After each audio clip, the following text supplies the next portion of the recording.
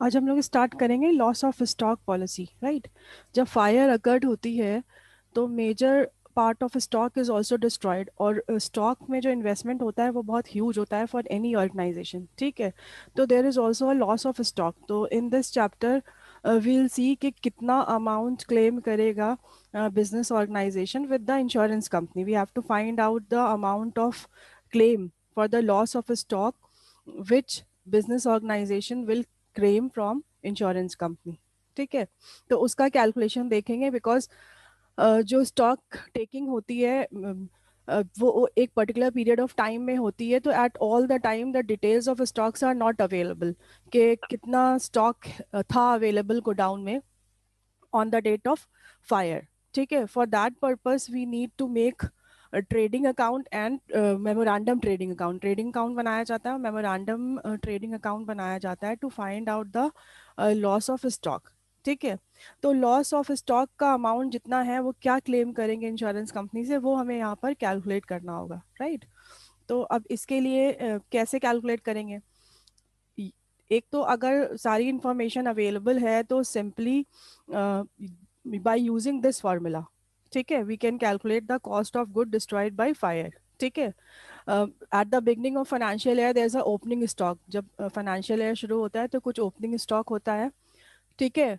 जितनी भी परचेजेस हुई हैं up to the date of fire वो ऐड हो जाएंगी ओपनिंग स्टॉक में। तो ये टोटल स्टॉक हो गया, टोटल परचेजेस एंड स्टॉक हो गया till the date of fire, ठीक है। अब इसमें से ड्यूरिंग द पीरियड जब फायर अकर्ड हुई है तब से स्टार्टिंग ऑफ फाइनेंशियल ईयर से लेके डेट ऑफ फायर तक कुछ सेल्स भी हुई होगी, राइट। तो सेल्स की जो कॉस्ट ऑफ गुड सोल्ड है वो इसमें से लेस करेंगे, क्योंकि कॉस्ट है ना, this is cost, opening stock is at cost, purchases जो है वो कॉस्ट पर है, ठीक है। तो opening stock at purchases less good sold, तो रिमेनिंग जो गुड है वो गुड्स रहा होगा on the date of fire which might have completely destroyed. ऐसा भी हो सकता है कि उसमें से कुछ सेव हो गया हो लेकिन पूरा भी डिस्ट्रॉय हो सकता है, ठीक है। तो simply if this information is given कि what is the purchases up to the date of fire, up to the date of fire means from the beginning of financial year in which fire occurred, जिस साल fire occurred हुई है उस साल के beginning से लेके डेट ऑफ फायर तक कितनी परचेजेस हैं, ठीक है। और जिस साल फायर अकर्ड हो रही है उसी साल के बिगनिंग का स्टॉक जो है वो ओपनिंग स्टॉक हो जाएगा। तो opening stock plus purchases up to the date of fire, इसमें से जब हम माइनस कर देंगे जो गुड सेल हो गए, राइट, उसकी कॉस्ट।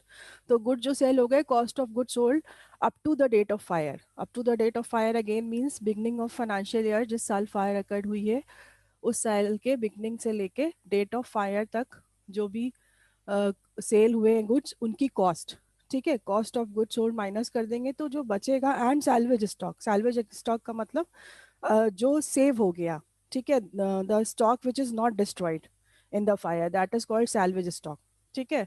अगर वो भी हम माइनस कर देंगे तो हमारा आ जाएगा cost of goods destroyed by fire, ठीक है। अब cost of goods, ma'am salvage, sorry ma'am to interrupt. Ma'am salvage stock का भी प्राइस लेंगे या जैसे इसमें कॉस्ट ऑफ गुड्स लिखा है तो कॉस्ट उनका ले, क्या लेंगे दो? सैल्वेज देखो जहां जहां स्टॉक की बात हो रही है it will be valued at cost, ठीक है। वो कॉस्ट पे वैल्यू होगा, सैल्वेज स्टॉक भी कॉस्ट पे लेंगे हम, ठीक है। अभी हम इसमें आगे, और ये तो सिंपल केस है, लेकिन अगर कुछ ऐसे आइटम्स भी इंक्लूडेड हैं जो एब नॉर्मल नेचर के हैं, ठीक है। जनरली जो हम स्टॉक को वैल्यू करते हैं वो हम वैल्यू करते हैं मार्केट प्राइस या cost price which ever is less. तो अगर ऐसी नेचर का गुड्स है जिसकी वैल्यू कम हो गई है, इवन कॉस्ट प्राइस से भी कम हो गई है, तब हम उसका मार्केट प्राइस लेंगे, अदरवाइज हम कॉस्ट प्राइस लेंगे। जब भी स्टॉक को वैल्यू करते हैं, कोई भी स्टॉक वैल्यू करते हैं, तो हमारा जो रूल होता है वो क्या होता है, मार्केट प्राइस और cost price which ever is less. Market price का मतलब सेल्स प्राइस जो उसका है, राइट। तो नॉर्मल गुड्स का सेल्स प्राइस तो ज़्यादा ही होगा, प्रॉफिट मार्जिन ऐड होता है कॉस्ट में तब सेल्स प्राइस निकलता है। लेकिन अगर कोई ऐसा आइटम है जो कि डैमेज हो गया है या फिर आउट ऑफ फैशन हो गया जिसकी वजह से उसकी जो रिलाइजेबल वैल्यू है, सेलेबल वैल्यू है वो कम हो गई है, तो उस केस में मार्केट वैल्यू कम होगी as as compare to cost value. तो वहां पर जो हम सैल्वेज स्टॉक जो उस तरह के गुड्स का लेंगे जिनको हम यहाँ पर टर्म जिसके लिए यूज करते हैं एब नॉर्मल आइटम, ठीक है। तो वो हम मार्केट प्राइस अगर कम है तो मार्केट प्राइस पे लेंगे, ठीक है। तो opening stock plus purchases up to the date of fire ये दोनों कॉस्ट पे होगा, ठीक है, नॉर्मल गुड्स के लिए कॉस्ट पे ही होता है, फिर minus cost of good sold, right, and minus salvage stock, तो आ जाएगा cost destroyed by fire, right.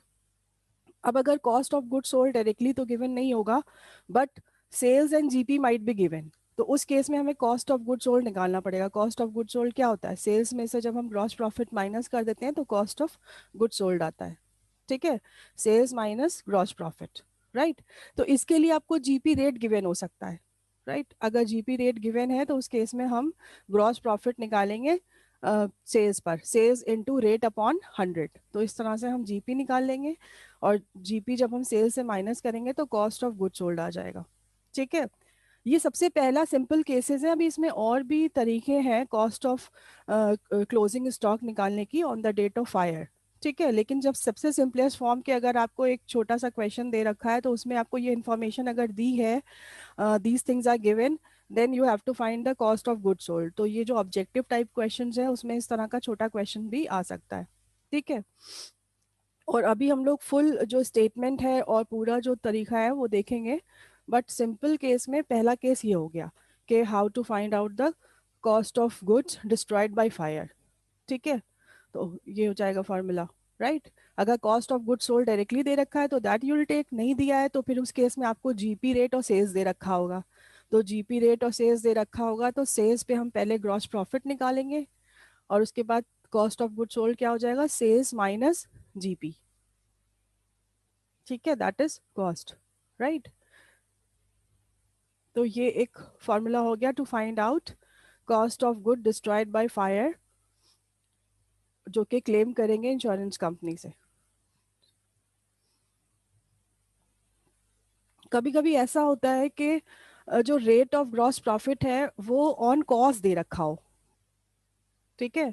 तो अगर rate of gross profit on cost दे रखा होता है तो उस केस में हमारा जीपी का फॉर्मूला चेंज हो जाएगा, ग्रॉस प्रॉफिट निकालने का, ग्रॉस प्रॉफिट हो जाएगा sales into GP rate upon 100 plus GP rate. जैसे इन्होंने एग्जाम्पल लेके बताया, फॉर एग्जाम्पल कि अगर जीपी जो है वो कितना दे रखा है 25% ऑन कॉस्ट, तो उस केस में जो ग्रॉस प्रॉफिट हम कैलकुलेट करेंगे उसके लिए फॉर्मूला हो जाएगा rate upon 100 plus rate percent into sales, ठीक है। तो यहाँ पे 25/100 प्लस 25 125 हो जाएगा इनटू सेल्स, ठीक है। सिंपली अगर जीपी रेट गिवन होता है तो GP rate is always calculated on sales, ठीक है। अगर सिर्फ जीपी रेट दे रखा है, ऑन सेल या ऑन कॉस्ट नहीं दे रखा है, तो इसका मतलब वो सेल्स पे है, ठीक है। और अगर जीपी रेट ऑन कॉस्ट है तो उस केस में ग्रॉस प्रॉफिट कैलकुलेट करने के लिए रेट अपॉन 100 नहीं करेंगे, rate upon 100 plus rate percent करेंगे, राइट। तो ये तो एक सिंपल सा केस हो गया जहां पर आपको कॉस्ट ऑफ गुड्स निकालना है on the date of fire, ठीक है। लेकिन अपार्ट फ्रॉम दिस और भी मेथड्स हैं जब और इंफॉर्मेशन इसको कैलकुलेट करने की। One method is used which is to prepare trading account and memorandum trading account. जैसे इस क्वेश्चन में जो हम लोगों ने बात की तो उसमें से मतलब इस केस में जो बात की तो उसमें सेल्स वैल्यू गिवन होगी और ये सारी इंफॉर्मेशन गिवन होगी, rate of gross profit given होगा। लेकिन अगर रेट ऑफ ग्रॉस प्रॉफिट नहीं गिवन है तो उस केस में फिर हम ट्रेडिंग अकाउंट बनाते हैं और मेमोरेंडम ट्रेडिंग अकाउंट बनाते हैं। ट्रेडिंग अकाउंट बनाते हैं to find out the GP rate, ठीक है। Trading account is prepare to find out GP rate, ठीक है। अब ट्रेडिंग अकाउंट जो बनेगा वो बनेगा किस पीरियड का, वो बनेगा कंप्लीटेड फाइनेंशियल ईयर का, प्रीवियस कंप्लीटेड फाइनेंशियल ईयर का बनेगा ट्रेडिंग अकाउंट, ठीक है। जैसे फॉर एग्जांपल अगर फायर अकर्ड हो रही है 1 जुलाई 2016 को, ठीक है, if a fire occurred on 1 जुलाई 2016, तो उस केस में इससे प्रीवियस कंप्लीटेड फाइनेंशियल ईयर कौन सा हो जाएगा, 15-16 वाला। 1 अप्रैल 2015 से लेके 31 मार्च 2016 वाला जो ईयर है that is completed financial year, ठीक है। तो to find out the GP rate हमें ट्रेडिंग अकाउंट बनाना होगा of completed previous financial year, यानी 15 और 16, ठीक है। ट्रेडिंग अकाउंट हम वैसे ही बनाएंगे जैसे बनाते हैं, ठीक है। जो आपने ट्रेडिंग अकाउंट पहले देखा है कि बनता है, ट्रेडिंग अकाउंट का पर्पस क्या होता है, ट्रेडिंग अकाउंट से हम क्या कैलकुलेट करते हैं नॉर्मली, कौन बताएगा। हम्म,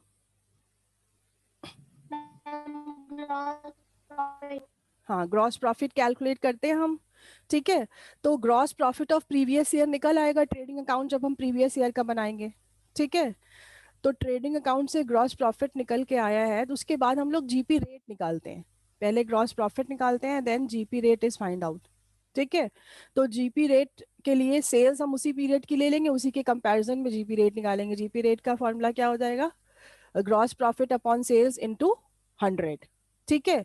तो ट्रेडिंग अकाउंट बनाने की जरूरत हमें तब है when gross profit rate is not given. तो उस केस में आपको प्रीवियस ईयर से रिलेटेड इंफॉर्मेशन दे रखी होगी, जैसे ओपनिंग स्टॉक प्रीवियस ईयर का दे रखा होगा, प्रीवियस ईयर की परचेजेस दे रखी होंगी, प्रीवियस ईयर की सेल्स दे रखी होगी, ठीक है।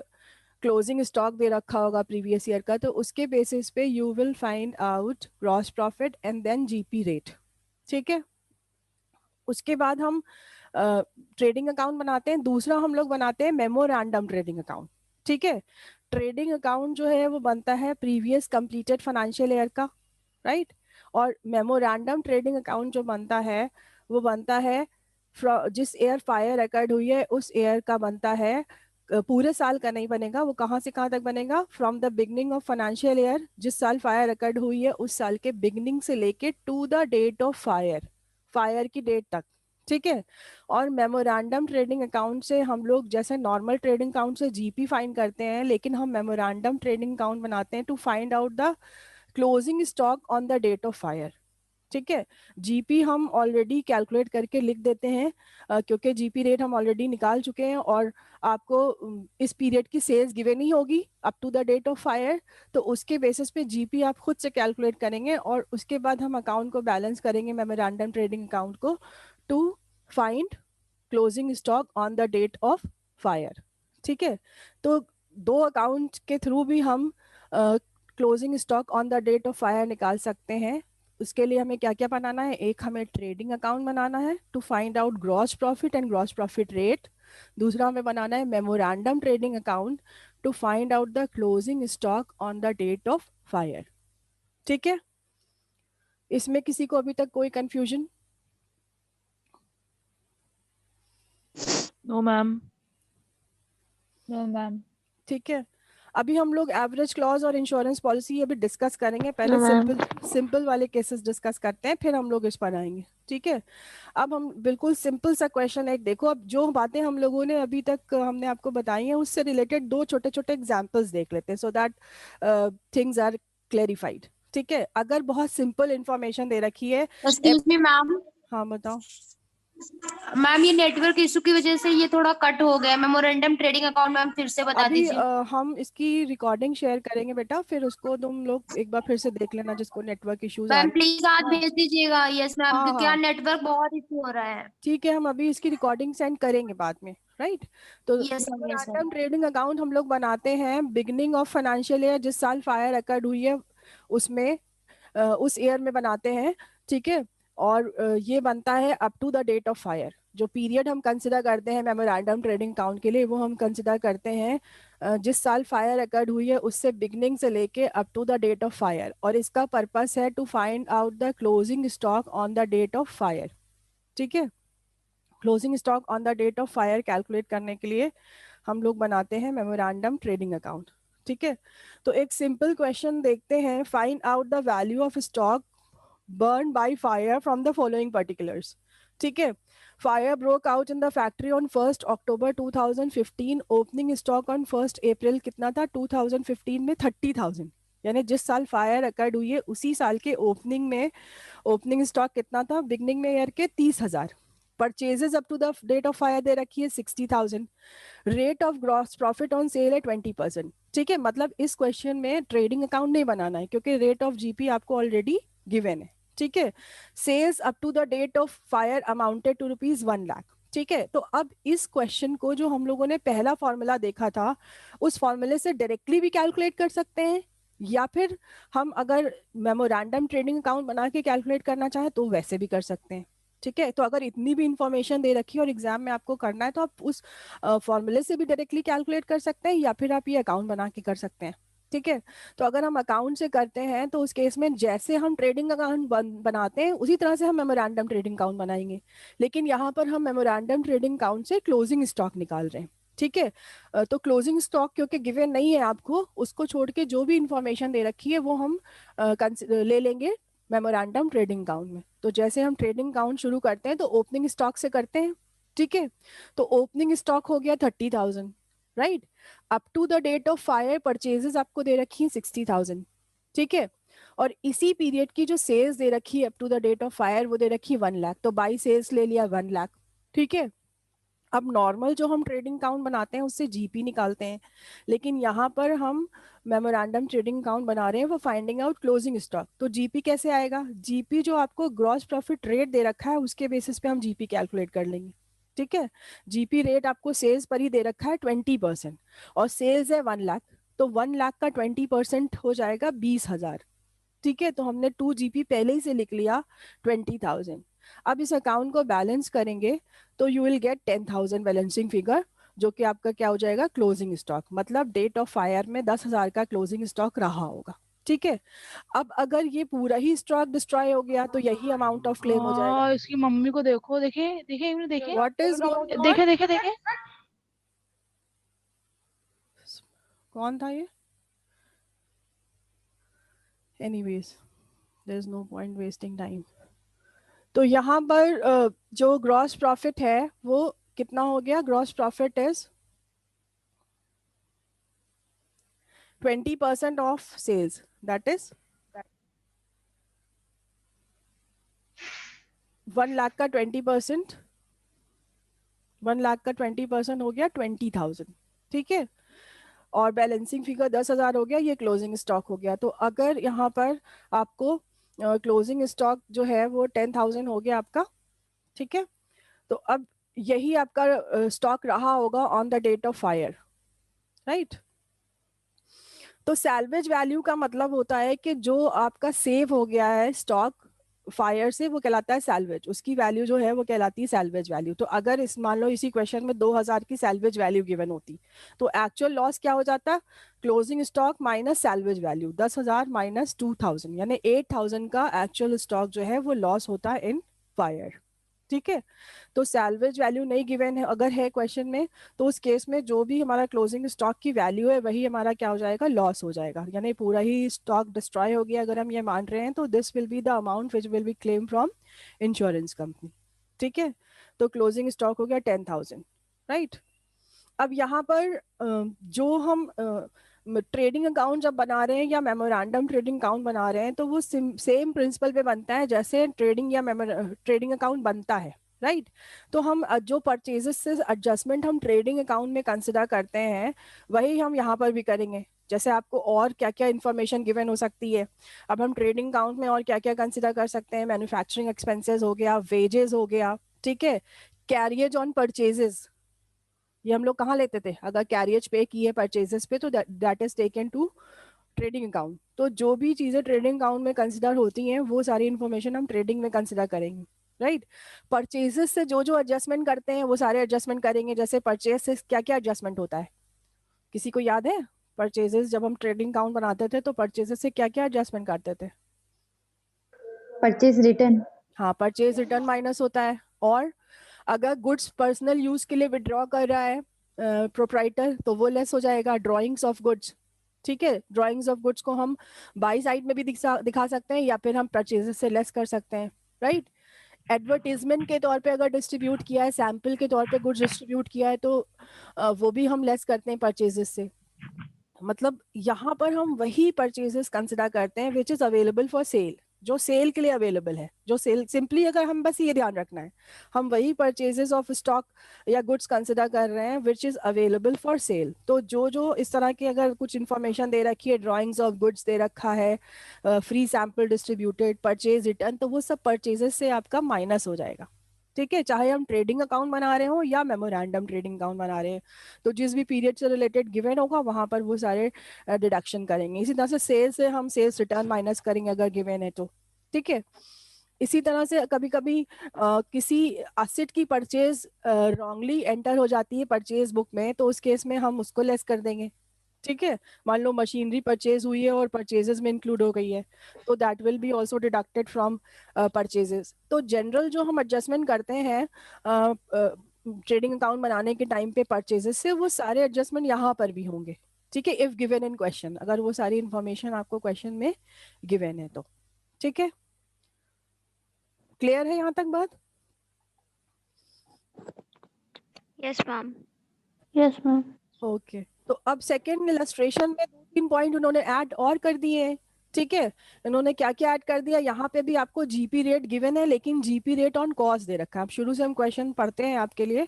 Find out the amount of claim for the loss of stock fire broke out on 1st September 2015, opening stock 1st अप्रैल को 50,000 है, purchases up to the date of fire है 1 लाख, मैन्युफैक्चरिंग एक्सपेंसेस 30,000 है, उसके बाद है proprietor used goods worth 3,000 for his personal use. तो अब ये क्या हो जाएगा, ये हो जाएगा ड्राइंग्स ऑफ गुड्स, जो कि हम परचेजेस से माइनस करेंगे। इसमें यहाँ पे इन्होंने बाई साइड में दिखा दिया है, वो भी कर सकते हैं, या फिर हम परचेजेस से माइनस करेंगे, ठीक है। उसके बाद नीचे यहाँ पर दे रखा है sales up to 1st September amounted to ₹2 lakh, यानी up to the date of fire sales कितनी है, 2 लाख है। और सैल्वेज स्टॉक भी इस क्वेश्चन में गिवन है, सैल्वेज स्टॉक कितना है, यानी जो सेव हो गया है फायर से, वो कितना है, 7,000। और रेट ऑफ जीपी दे रखा है, ऑन कॉस्ट ऑफ सेल्स दे रखा है, ठीक है। तो जब कॉस्ट पे होगा तो फॉर्मूला चेंज हो जाएगा ग्रॉस प्रॉफिट निकालने का, ठीक है, 25%। अब यहाँ पे इसी इंफॉर्मेशन से ओपनिंग स्टॉक ले लेंगे सबसे पहले, परचेजेस, ठीक है, 1 लाख की। अब परचेजेस से या तो हम 3,000 के ड्राइंग्स माइनस कर दें, ड्राइंग ऑफ गुड्स इधर ही, और यहाँ पे 97,000 दिखाते, अदरवाइज उन्होंने बाई साइड में ले लिया है, ठीक है, दोनों कर सकते हो। उसके बाद मैन्युफैक्चरिंग एक्सपेंसेस 2 साइड में आ जाएंगे, 2 मैन्युफैक्चरिंग एक्सपेंसेस 30,000, ठीक है, और बाई सेल्स 2 लाख गिवन है। अब यहाँ पर हमें जीपी निकालना है, ठीक है, क्लोजिंग स्टॉक तो गिवन नहीं है, क्लोजिंग स्टॉक ही निकालना है, राइट। तो जीपी जो हम निकालेंगे वो ऑन सेल्स नहीं गिवन है, अगर सेल्स गिवन होता है तो डायरेक्टली निकाल देते हैं 2 लाख इंटू 20/100, इस तरह से करके जो भी परसेंट दे रखा हो। और अगर ऑन कॉस्ट दे रखा है तो हमारा हो जाएगा sales into rate of GP upon 100 plus rate of GP. ये यहाँ पे देखो नीचे यहाँ पे किया है। सपोज हम सिंपली आप फॉर्मूले से कर देंगे, आपको इतना नहीं करना है क्योंकि टाइम आपको कम रहेगा और ऑब्जेक्टिव टाइप क्वेश्चंस होंगे। हमें आपको सिर्फ ये याद रखना है कि when GP is on cost, उस केस में हम जीपी निकालने के लिए sales into rate upon 100 plus rate कर देंगे।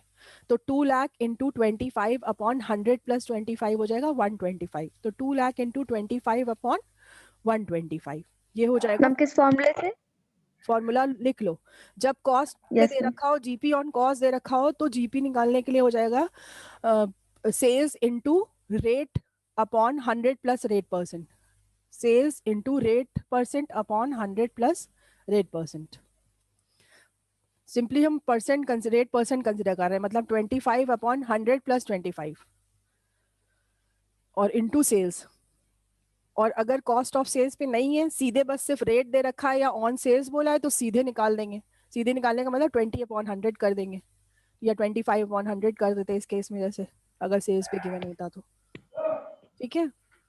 Ma'am, will you able to send this formula on WhatsApp group? हाँ, अभी हम बता देंगे, ठीक है। उसके बाद आपने यहाँ पे 40,000 का ग्रॉस प्रॉफिट निकाला है। उसके बाद जब हम इसको अकाउंट को बैलेंस करेंगे तो हमारा क्लोजिंग स्टॉक आ रहा है 17,000। तो on the date of fire 17,000 closing stock रहा होगा, ठीक है। लेकिन ये टोटल स्टॉक था 17,000, जिसमें से 7,000 का सेव हो रहा है। तो हमारा एक्चुअल लॉस क्या हो जाएगा, एक्चुअल लॉस हो जाएगा क्लोजिंग स्टॉक, ये देखो यहाँ पे इस तरह से calculation of amount of claim हो जाएगा। Value of closing stock on the date of fire 17,000 है, माइनस सैल्वेज स्टॉक 7,000 का सेव हो गया। तो एक्चुअल जो लॉस हो रहा है वो कितना हो रहा है, 10,000 का, ठीक है। एक्चुअल लॉस इज 10,000, ठीक है। तो ये हो जाएगा अमाउंट ऑफ क्लेम।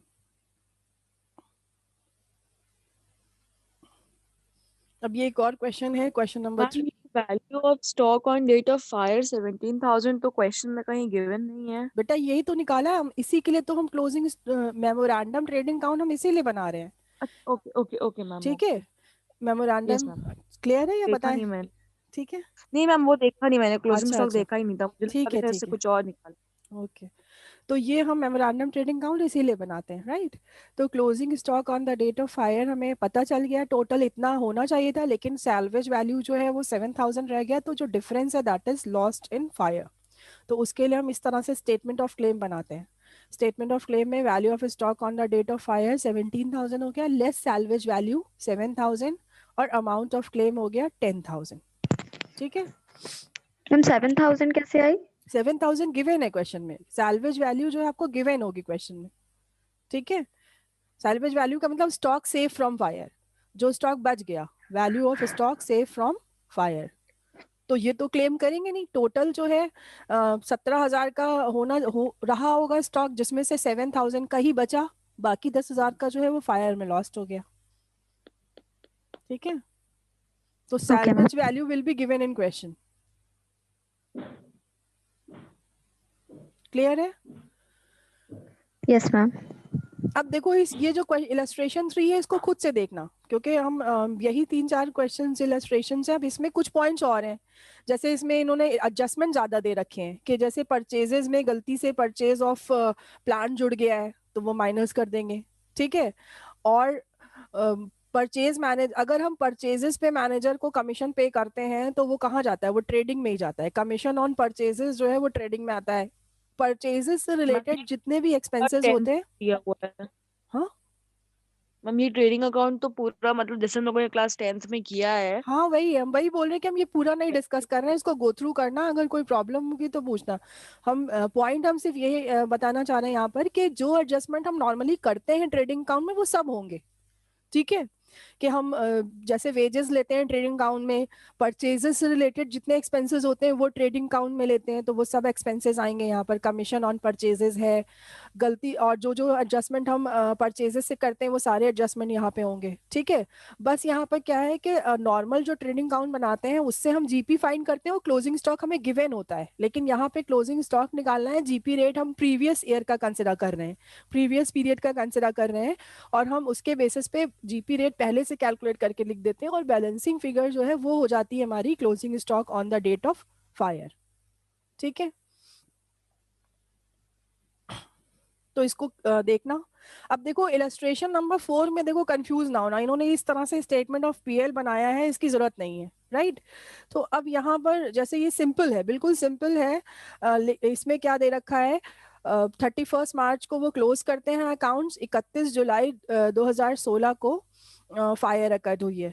ठीक है, तो आपको अब यहाँ पर आप देखिए आपको जीपी रेट नहीं गिवन है, लेकिन जब जीपी रेट नहीं गिवन होगा तो आपको प्रीवियस ईयर से रिलेटेड ट्रेडिंग अकाउंट की इंफॉर्मेशन दी होगी, जिससे हम जीपी निकालेंगे खुद और फिर जीपी रेट निकालेंगे। ठीक है, तो जैसे ये बहुत छोटा सा क्वेश्चन है, इसको भी देख लेते हैं। जैसे यहाँ पर स्टॉक दे रखा है, स्टॉक कितना है, स्टॉक दे रखा है 31 मार्च 2015 का दे रखा है, 31 मार्च 2016 का दे रखा है। परचेजेस आपकी 15-16 की दे रखी है, सेल्स 15-16 की दे रखी है।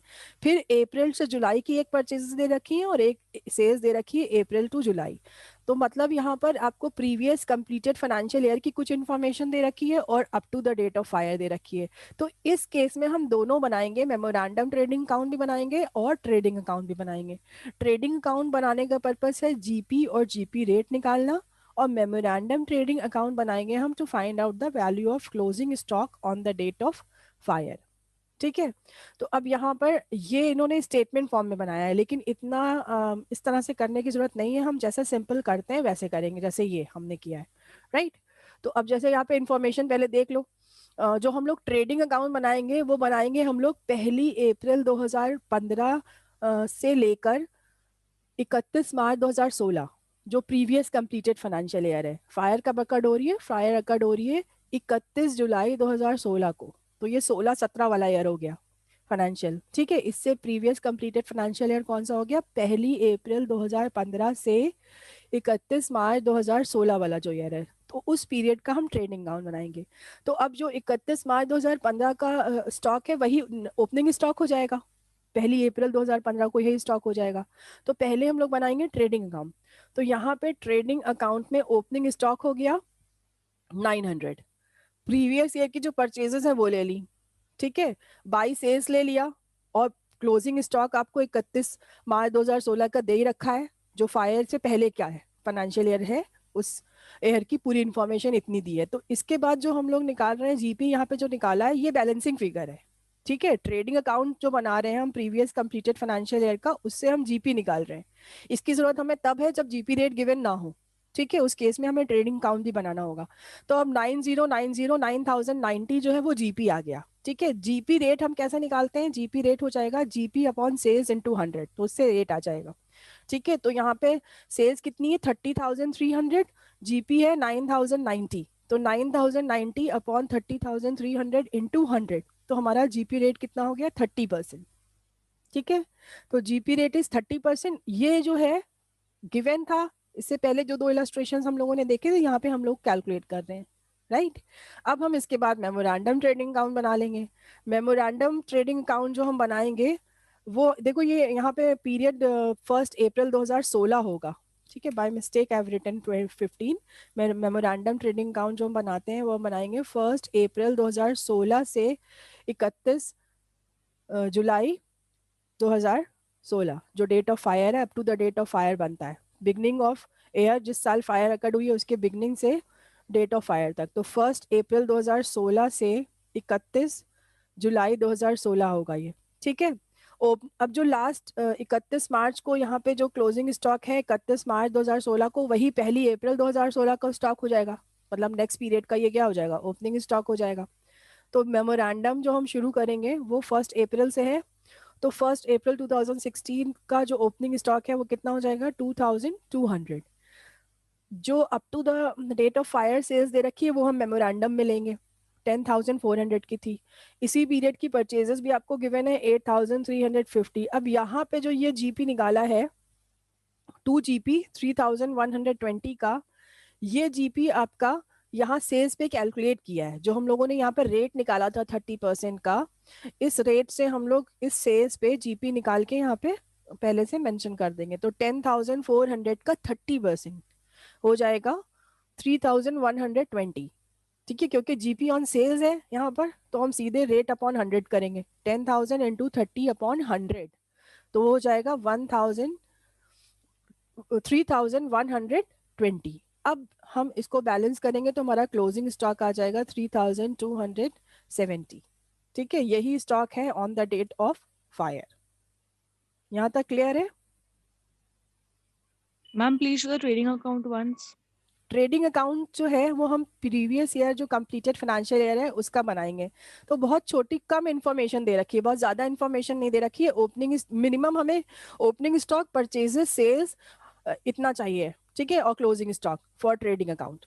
तो ये इन्फॉर्मेशन से हमने ट्रेडिंग अकाउंट बनाया, तो जीपी कैलकुलेट किया है यहाँ पर। ट्रेडिंग अकाउंट हम क्या बनाएंगे फॉर नॉर्मल, जैसे बनाते हैं trading account for calculating GP gross profit, वही हम यहाँ पे कर रहे हैं। प्रीवियस कंप्लीटेड फाइनेंशियल ईयर का ट्रेडिंग अकाउंट बना रहे हैं टू फाइंड आउट जीपी, ठीक है। तो ये आपको 31 मार्च 2015 को एक स्टॉक दे रखा है, वही 1 अप्रैल को हो जाएगा। 1 अप्रैल 2015 का ओपनिंग स्टॉक क्या हो जाएगा 900, ठीक है। बाई सेल्स ले लिया, ये आपको प्रीवियस ईयर की सेल्स दे रखी है। By closing stock previous year का ले लिया, ठीक है। 31 मार्च 2016 को जो दे रखा है वो क्लोजिंग स्टॉक हो गया।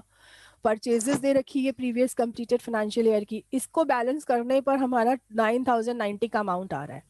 ये 4 इन्फॉर्मेशन लिखने के बाद 9,090 हमारा जीपी आ रहा है। तो ये ग्रॉस प्रॉफिट निकल आया from trading account.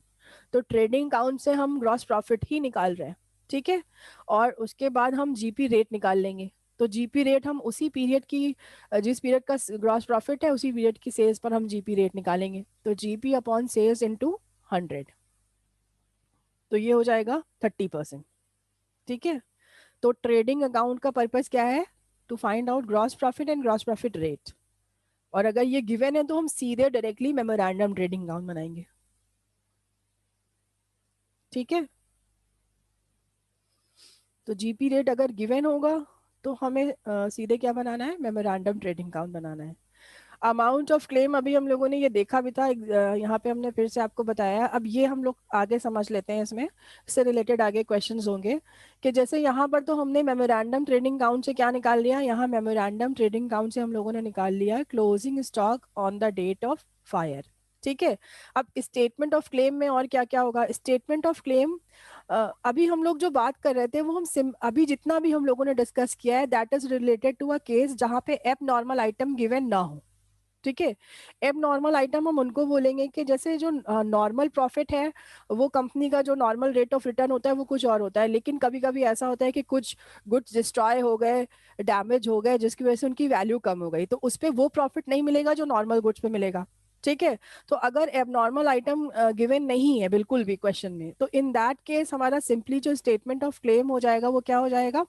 Value of closing stock जो हमारी मेमोरेंडम से आई है वो, इसमें से हम लेस कर देंगे सैल्वेज वैल्यू अगर क्वेश्चन में गिवन है, तो जो आएगा वो क्या हो जाएगा? Actual loss. ठीक है। लेकिन जैसे लॉस ऑफ प्रॉफिट पॉलिसी में एवरेज क्लॉज लगाते हैं इंश्योरेंस कंपनी, वैसे यहाँ पर भी एवरेज क्लॉज लगाते हैं। ठीक है। तो एवरेज क्लॉज लगा के फिर ये नेट क्लेम कैलकुलेट करेंगे और नेट क्लेम ही एक्सेप्ट करेगी इंश्योरेंस कंपनी। ठीक है। तो एवरेज क्लॉज का यहाँ पर भी वही पर्पस है, to avoid under insurance. Under insurance को अवॉइड करने के लिए एवरेज क्लॉज होता है। ठीक है। तो अब अगर नॉर्मली जो पॉलिसी लेना चाहिए था कंपनी को या बिजनेस ऑर्गेनाइजेशन को, वो उतने अमाउंट की लेना चाहिए था जितने अमाउंट का क्लोजिंग स्टॉक होता है और किसी भी पर्टिकुलर पीरियड ऑफ टाइम में या on the date of fire. लेकिन अगर उससे कम की पॉलिसी ली है तो उस केस में फिर एवरेज क्लॉज एप्लीकेबल होगा। ठीक है। तो यहाँ पर एवरेज क्लॉज लगा के नेट क्लेम की वैल्यू क्या हो जाएगी निकालने की फॉर्मूला क्या हो जाएगा? एक्चुअल लॉस या रियल लॉस भी इसको बोलते हैं, upon value of closing stock into policy amount. ये फॉर्मूला हम तभी यूज करेंगे जब पॉलिसी अमाउंट गिवन हो। अगर पॉलिसी अमाउंट नहीं गिवन है तो जो एक्चुअल लॉस है वही अमाउंट ऑफ क्लेम हो जाएगा। तो अगर पॉलिसी अमाउंट गिवन है तो हम actual loss upon value of closing stock, value of closing stock में ये लेंगे, ये जो वैल्यू आई है। ठीक है। तो actual loss upon value of closing stock into policy amount. ठीक है। तो हम नेट क्लेम निकालेंगे। तो नेट क्लेम निकालने के लिए 2 पॉइंट है एवरेज क्लॉज के लिए। वन, कि आपको पहली बात तो पॉलिसी अमाउंट गिवन होना चाहिए क्वेश्चन में। दूसरा, हम ये चेक करते हैं कि पॉलिसी अमाउंट जो है वो कम हो वैल्यू ऑफ क्लोजिंग स्टॉक से, तभी हम एवरेज क्लॉज लगाते हैं। जैसे फॉर एग्जांपल इसी क्वेश्चन में मान लो यहाँ पर जो closing stock on the date of fire दे रखा है 3270। ठीक है। मान लो सैलवेज वैल्यू होती 1000, तो उस केस में हमारा एक्चुअल लॉस हो जाता है 2270। ठीक है। अब मान लो अगर पॉलिसी अमाउंट दे रखा है 3000 का, तो यानी कम है। अगर क्लोजिंग स्टॉक से पॉलिसी अमाउंट कम है वैल्यू ऑफ क्लोजिंग स्टॉक से, तो हम एवरेज लॉस लगाते हैं। तो हमारा इसमें क्या हो जाता है, यहाँ पे हम ऊपर लेते हैं एक्चुअल लॉस जो कि हो जाता है हमारा 2270 upon value of closing stock जो हो जाती है 3270। ठीक है। इनटू पॉलिसी अमाउंट कितना हो जाता है 3000। ठीक है। जो भी अमाउंट आता वो हो जाता अमाउंट ऑफ क्लेम। ठीक है। तो हम यहाँ पर अमाउंट ऑफ क्लेम जो निकालते हैं, कैलकुलेट करते हैं अकॉर्डिंग टू एवरेज क्लॉज, तो उसके लिए पहली बात के पॉलिसी अमाउंट गिवन होना चाहिए। दूसरी चीज हम ये चेक करेंगे कि policy amount should be less than value of closing stock.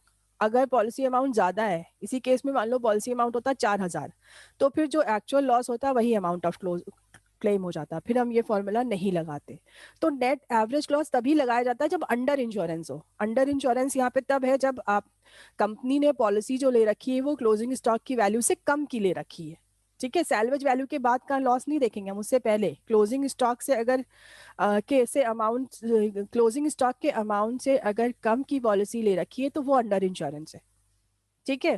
तो अगर अंडर इंश्योरेंस है तभी हम एवरेज क्लॉज लगाएंगे, अदरवाइज नहीं लगाएंगे। उसके अगर नहीं लग रहा है एवरेज क्लॉज, तो उस केस में जो एक्चुअल लॉस है वही अमाउंट ऑफ क्लेम हो जाएगा। ठीक है।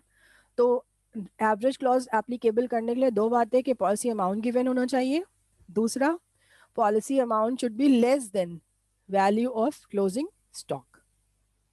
ठीक है। तो अभी तक हम लोगों ने जितना भी डिस्कस किया है वो सब उस केस में होगा जब आपको कोई भी एबनॉर्मल आइटम क्वेश्चन में गिवन ना हो। ठीक है। हम लोगों ने अभी एबनॉर्मल आइटम का जो केस है वो डिस्कस ही नहीं किया है। मेन अभी वही है, जो कैलकुलेटिव पार्ट है वो एबनॉर्मल आइटम के ही केस में है। ये तो अभी तक सिंपल है बिल्कुल, राइट, कि आपको सिर्फ ट्रेडिंग अकाउंट बनाना है, मेमोरेंडम ट्रेडिंग अकाउंट बनाना है, स्टेटमेंट ऑफ क्लेम बनाना है, एवरेज लॉस लगा के नेट क्लेम निकाल देना है। ठीक है। लेकिन अगर एब नॉर्मल आइटम्स भी गिवन है तो वहां पे थोड़ी सी वर्किंग चेंज हो जाती है, राइट। लेकिन अभी हम वो आज नहीं डिस्कस करेंगे, दैट विल डिस्कस टुमारो।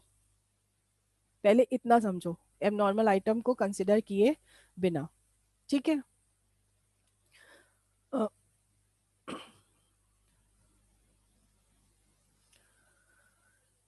कभी कभी ऐसा भी होता है कि एक ईयर से ज्यादा का आपको ट्रेडिंग ईयर की इंफॉर्मेशन दे रखी है, ट्रेडिंग अकाउंट की, जैसे आपके 2-3 सालों के ट्रेडिंग अकाउंट से रिलेटेड इंफॉर्मेशन दे रखी है, तो उस केस में हम 2-3 का ट्रेडिंग अकाउंट बनाएंगे, क्योंकि हमें यहाँ पर जो भी एक्चुअल हमारा एक्सपेक्टेड जीपी रेट है वो कंसिडर करना है। तो अगर हमें 3 साल की इंफॉर्मेशन दे रखी है तो हम जल्दी से छोटे छोटे 3 साल के अकाउंट बनाएंगे to find out the trend कि जीपी हर साल बढ़ रहा है या घट रहा है, तो उसी के अकॉर्डिंग हमको इंक्रीज करना है या डिक्रीज करना है। क्योंकि हम यहाँ पर जो जीपी रेट मेमोरेंडम के लिए कंसिडर करते हैं वो हम फ्यूचर अर्निंग और फ्यूचर एक्सपेक्टेड जो है उसके बेसिस पे करते हैं कि जिस साल फायर अकर्ड हुई है उस साल कितना जीपी होता या जीपी रेट होता, ठीक है। तो अगर 1 ईयर की इंफॉर्मेशन दे रखी है तो जो जो जीपी रेट आया है हम वही लगा देंगे, कैल यूज करेंगे for in memorandum trading account. लेकिन अगर 1 साल से ज्यादा की इंफॉर्मेशन दे रखी है तो आपको उतने अलग अलग ट्रेडिंग अकाउंट बनाना होंगे to find out different years GP and different year GP rate, और उसके बेसिस पे फिर हम ट्रेंड फाइंड करेंगे। जैसे फॉर एग्जांपल 2012-13 का दे रखा है, फिर 13-14 का दे रखा है, फिर 14-15 का दे रखा है। 12-13 में आपका जो जीपी रेट है वो 10% है, उसके बाद 13-14 में जो है वो 15% हो गया, 14-15 में आपका जीपी रेट 20% हो गया। तो ये ट्रेंड आपका ये शो कर रहा है कि 5% से जीपी रेट इंक्रीज हो रहा है। तो इसका मतलब जिस साल फायर अकर्ड हुई है उस साल जीपी रेट 20% होता। तो अब हम जो अप्लाई करेंगे मेमोरेंडम ट्रेडिंग अकाउंट में जीपी रेट वो कितना करेंगे, 20% करेंगे, ठीक है। तो अगर आपको कई ईयर्स के इंफॉर्मेशन दे रखी है relating to sales, opening stock, closing stock, purchases, तो that means you have to make trading account of number of years to find out the trend in GP. उस केस में हम ट्रेंड फाइंड करेंगे GP में, और वो trend हम apply करेंगे मेमोरेंडम ट्रेडिंग अकाउंट बनाने के टाइम में। और जिस साल फायर अकर्ड हुई है वहां पे मेरा अजम्पशन ये रहेगा कि ये जीपी रेट होगा इस साल, राइट। तो ये भी हो सकता है, ठीक है। तो जो सिंपल केसेस हैं उनसे रिलेटेड हम अभी आपको बताएंगे कि आपको कौन कौन से इलस्ट्रेशंस देखने हैं, और क्वेश्चंस भी बता देंगे, क्योंकि इलस्ट्रेशन तो 2-3 हम लोगों ने डिस्कस ही किए हैं। क्वेश्चंस हम आपको बता देंगे जो आप कर सकते हैं रिलेटिंग टू दीज, ठीक है। और कल हम लोग एबनॉर्मल आइटम का जो केस है वो डिस्कस करेंगे, ठीक है। अदरवाइज अगर किसी को कोई भी प्रॉब्लम है, इतना जितना किया है, फिर हम क्वेश्चन जब आपको देंगे आप करेंगे तब आपकी प्रॉब्लम इमर्ज हो सकती है, ठीक है। तो आप पूछेंगे जिसको जो प्रॉब्लम होगी करने के टाइम पे, वर्किंग के टाइम पे, then you can ask, right. मगर अभी आज के लिए आप जो करेंगे वो आप क्या करेंगे, आप जो नॉर्मल है जहाँ पे एबनॉर्मल आइटम्स नहीं दे रखे हैं वही सिंपल वाले क्वेश्चन ही आप करेंगे डे 1 में, ठीक है। और उसके बाद फिर हम लोग कल डिस्कस, हाँ बताओ। Ma'am this statement of claim you have told hmm, value of closing stock. Ma'am ये आपने जो क्वेश्चन अभी बताया है लास्ट वाला हम्म। क्वेश्चन, और उसी से ये मर्ज होके आया है या एक नया पॉइंट है ये? नहीं, उसी के एक्सटेंशन में है। अगर मान लो पॉलिसी अमाउंट भी गिवन है तो ये हो जाएगा, अदरवाइज पॉलिसी अमाउंट गिवन ही नहीं है तो हमारा जो एक्चुअल लॉस है वही अमाउंट ऑफ क्लेम हो जाएगा। उस क्वेश्चन में आपको पॉलिसी अमाउंट नहीं दे रखा था, ठीक है, और ना वही ही वही मैंने हाँ, वो ना तो सैल्वेज वैल्यू इस क्वेश्चन में गिवन थी, वो तो यहाँ पे एंड हो गया। वो जो क्वेश्चन अभी इलस्ट्रेशन हम लोगों ने देखा है, इलस्ट्रेशन नंबर 4, वाला। उसमें आपका यस जो मैम, क्लोजिंग स्टॉक आया है वो 3270 आया है, यस मैम, यही आपका yes amount of ma'am. Claim हो जाएगा, क्योंकि सैल्वेज वैल्यू भी गिवन नहीं है। जब सैल्वेज वैल्यू भी गिवन ना हो और आगे पॉलिसी अमाउंट वगैरह कुछ नहीं गिवन है तो जो हमारा क्लोजिंग स्टॉक आ रहा है वही हमारा अमाउंट ऑफ क्लेम हो जाएगा, ठीक है। लेकिन अगर एडिशनली आपको क्वेश्चन में सैल्वेज वैल्यू गिवन है, पॉलिसी अमाउंट गिवन है, तो फिर ये इतना और स्टेटमेंट ऑफ क्लेम बढ़ जाएगा कि जहाँ पे हम एवरेज क्लॉज लगा के नेट क्लेम का अमाउंट निकालेंगे, ठीक है। मतलब फिर हमारा अमाउंट ऑफ क्लेम जो हो जाएगा वो नेट क्लेम हो जाएगा, जो नेट क्लेम निकल के आ रहा है वो हमारा अमाउंट ऑफ क्लेम हो जाएगा, ठीक है। तो ओके, उसके थैंक लिए यू सो मच मैम। ठीक है, सैल्वेज वैल्यू गिवन होगी और पॉलिसी अमाउंट गिवन होगा, ठीक है।